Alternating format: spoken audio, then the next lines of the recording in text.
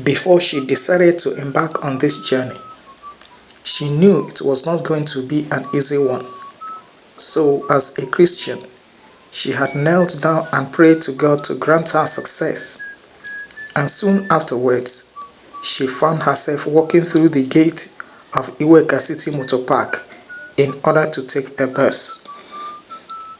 Now, as the sun shifted its direction towards the west in a small African village called Alaba in the eastern Nigeria, Nneoma, 25, stepped off the bus that had brought her from the city.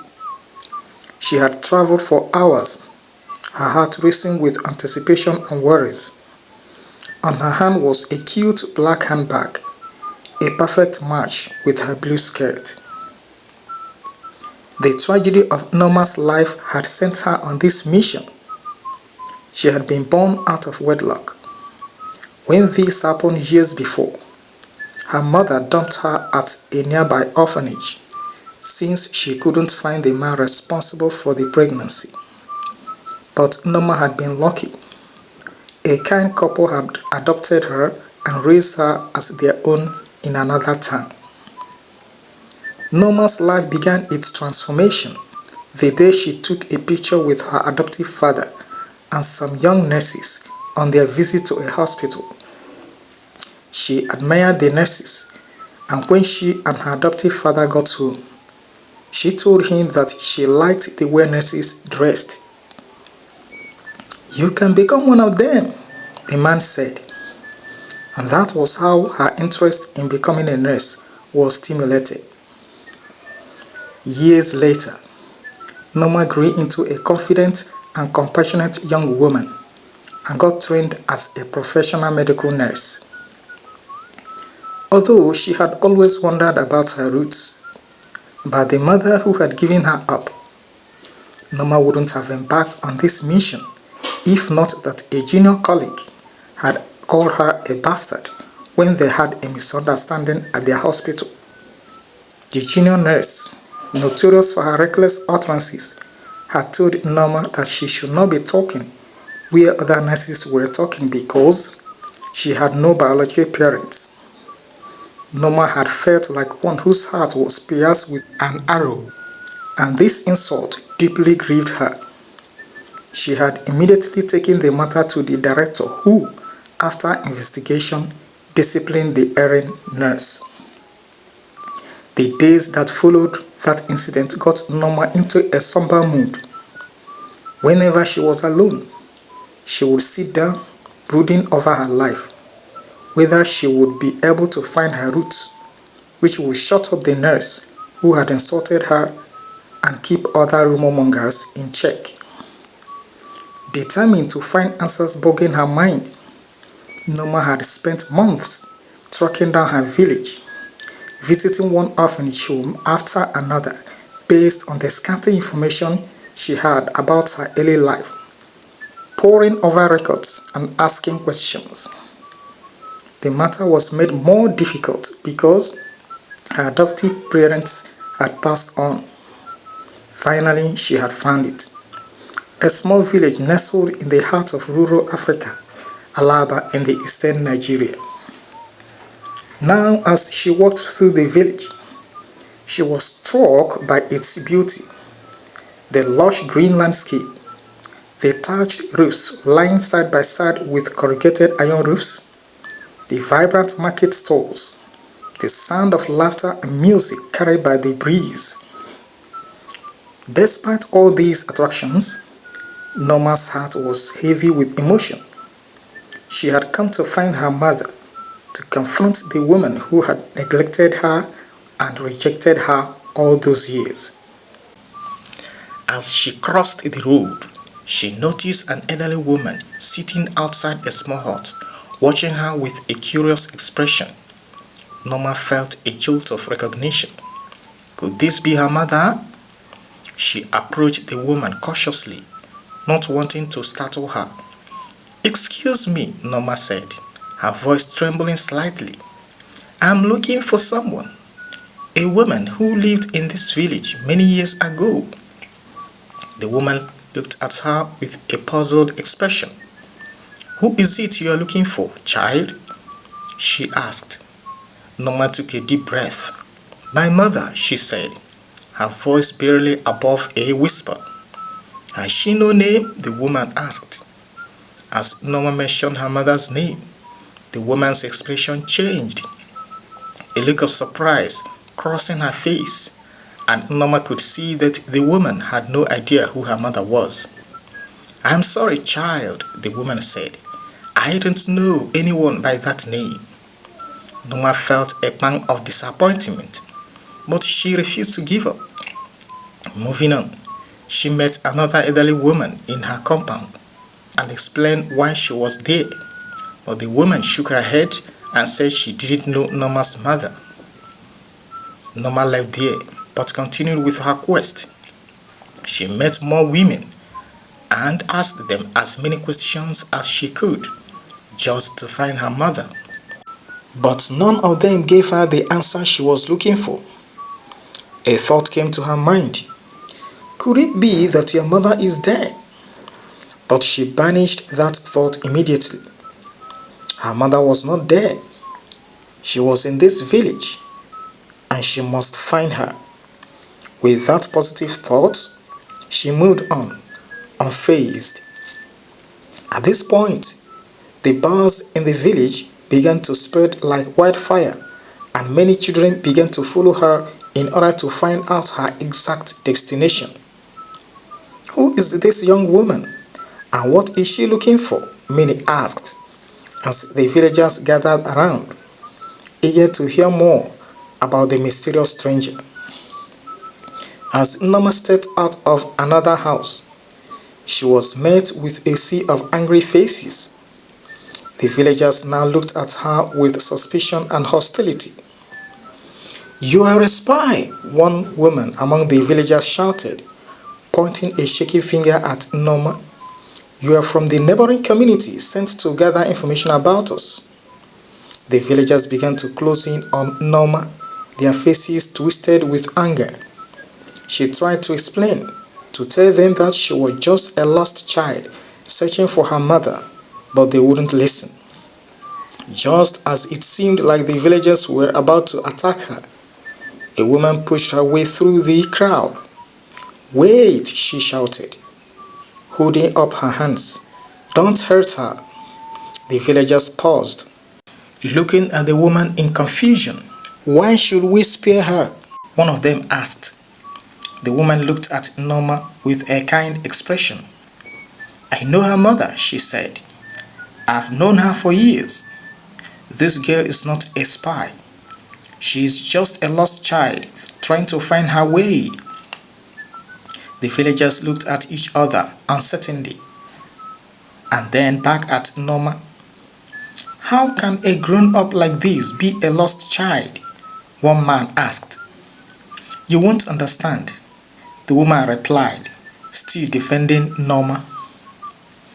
The response appeared to have a soothing effect on the crowd as they slowly began to back away, their anger dissipating. The woman took Nneoma's arm and led her through the crowd, which parted to let them pass. "Come with me," she said. "I'll take you to your mother." Nneoma followed the woman, still shaken by the villagers' sudden turn against her. But as the two walked, and the villagers following them gradually reducing, she began to feel a sense of gratitude towards the woman. "Thank you," Nneoma said, looking at the woman with tears in her eyes. "Thank you for saving me." The woman smiled and patted Nneoma's arm. "You are welcome, child," she said. "I'm just glad I was able to help. Fear not. As long as I'm here, nobody will hurt you." While she and the woman walked, the villagers went their separate ways. Nneoma now had a sense of security. She began to see the possibility of uncovering the secrets about her past, secrets that would change her life forever. She couldn't shake off the feeling that she was getting close to the truth. She had been searching for her mother for years, and finally, she had found the village where she was born. And now this woman would connect her back to her mother, who had abandoned her for years. How excited she was at the thought of seeing her mother. As they walked through the village, the woman pointed out various landmarks and told Nneoma stories about the village. Nneoma listened, entranced, completely convinced that she was getting closer to the truth. As their shadows grew longer and the sun continued its descent towards the west, casting long shadows across the village, Nneoma started to feel a sense of unease. Where was this woman taking her? Suddenly, the woman stopped in front of a small dilapidated hut. "My daughter," she said, "I don't know your mother. Honestly, I agreed that I knew her to save you from those angry people." Nneoma felt like slapping the woman. So all that long distance they had covered was just in vain. She hissed. She was completely frustrated after she had felt she had seen a glimpse of hope to uncover her roots. "Child," the woman called her, "take this way and leave this village now. The crowd might turn back to look for you, and I don't want to be associated with anything that may happen to you." This advice put fear in Nneoma. She looked to her right and left and began to hurry out of the village through the direction the woman had given her, and her mission for that day was aborted.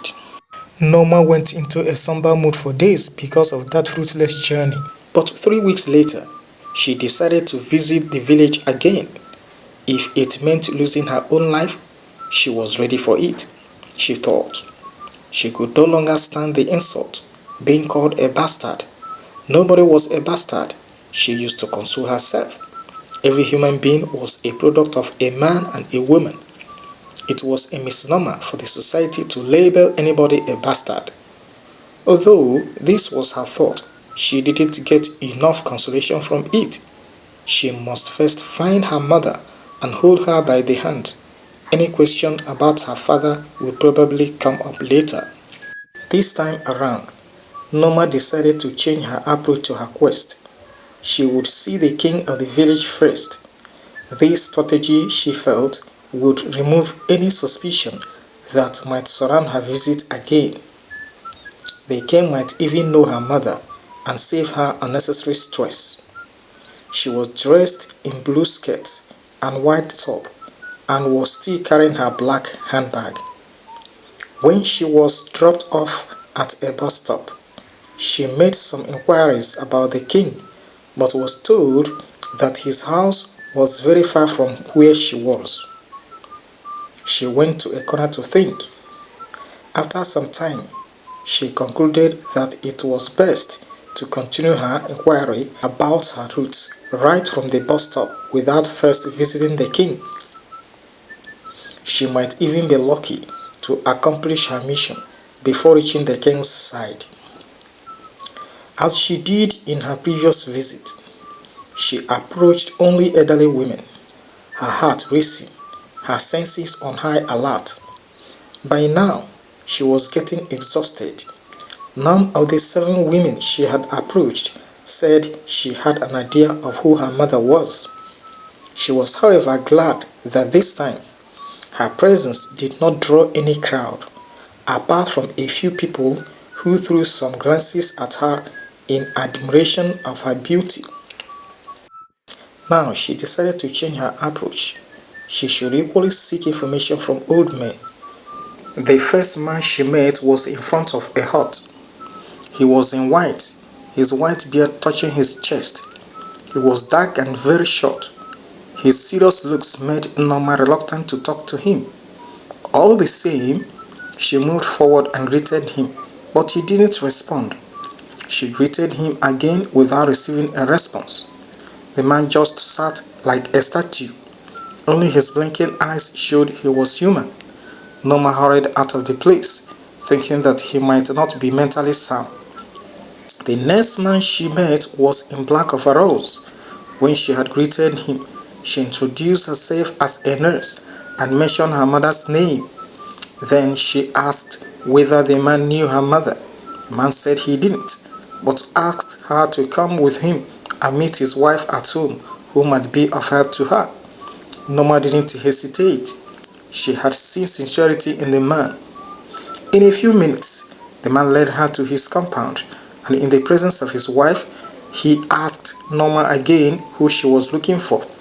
Nneoma mentioned her mother's name again, but the man's wife shook her head, indicating that she didn't know whom Nneoma was talking about. Nneoma felt terribly bad. Another wasted effort, she thought. The man should have allowed her to be on her way instead of taking her to his wife. Nneoma left the compound in anger, though she succeeded in controlling her feelings. Her hope of finding her mother was almost gone, and she was now exhausted. As she passed by an abandoned mud house overgrown with bushes, she heard footsteps behind her and turned. It was the man running after her. Instinctively, she stopped. When the man caught up with her, he asked why at her age she did not know her mother. Nneoma became very angry, but she still controlled her anger and then went ahead and explained how she had found herself in a family that had adopted her. It was at this point that the man realized what had happened years back, how Nneoma's mother had been forced by insults and shame to dump her baby girl at an orphanage. "I think I can help you," he said excitedly. Nneoma probably thought that the man was joking, but he wasn't. Instead, he added, "Let's go. I know the woman you are talking about. I will take you to her now." Nneoma's heart jolted. Was she really going to see her own mother today? The man led the way, and as they walked, some villagers stopped to take a brief look at them. But Nneoma did not mind them, nor was she afraid. She knew she was safe as long as she was in the company of the man. The man entered a compound and headed to a shack with an open door. The musty smell that wafted out kept him in check. It took him some time to adjust to the smell, and as he entered, he saw a figure huddled in a corner, its eyes fixed on him. "Aroma, your daughter is looking for you," he told the figure. "I mean your own daughter." "My daughter? You're always funny, Nneoma. Do I have a daughter?" As the figure asked that question, Nneoma's heart skipped a beat. Was this really her mother? She didn't want to answer her own question, but rather forced herself into the hut. And as she saw the figure there, something made her blood run cold. Her mother's eyes were as black as coal, and they seemed to be staring right through her. She looked so old that all her veins were clearly visible.